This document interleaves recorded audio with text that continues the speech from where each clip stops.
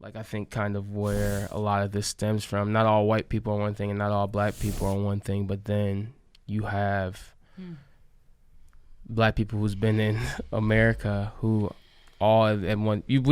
as spiritual beings, we believe that there's spiritual warfare, and so from generation to generation there's such thing as we believe. I don't know if you believe or not, but I do. I believe in generational curses. I believe in generational oppression. I believe in generational mindsets, and I think that there has been mindsets that have been passed down through minorities that white people probably have not had to fight against, and has had spiritual oppression that we've had to fight against, whether right or wrong on how we respond to that. It's different. But I do think that there's been a difference, and this is one thing that you can challenge me on or not, but I believe that God chose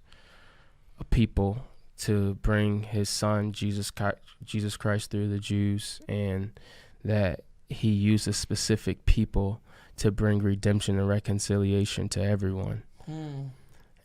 But I also think that the enemy likes to play that game too, and I think that what the enemy has done is that he has chosen, because I feel like from the beginning of time there's always been this race thing of this light and black thing, like dark skin all around the world. This dark skin, this melanin, this color, for some reason sometimes always seems to be, to me, from what I've learned, and maybe there's some more education out there that I haven't, but from what I've observed, and like I said, that's why I like these open forums, because maybe you can enlighten me on some things, but I think that there are some generational things that sometimes Kyesha and I have to fight against, that necessarily, and there's some things that white people probably got to fight against too. But I think it's not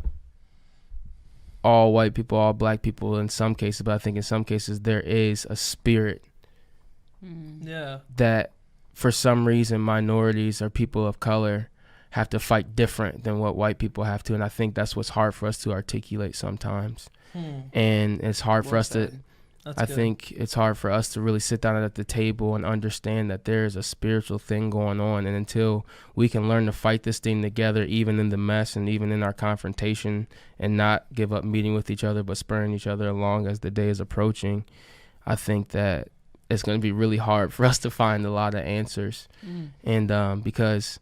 we can have the conversation, there's black racists and there's white racists. There's black people who can be racist and there's white people that can be racist. But there's still a difference between a black person and a white person, and the spiritual attack that they have to face. And I think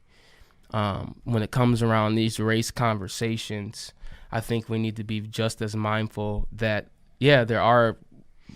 white and black people are both part of the human race, but there's spiritual warfare that's evident in statistics and what we can see, especially in the lineage of this country, of that black people have to fight different than white people have to fight, because of the spiritual battle that they have to fight is different than what you would have to fight. Right.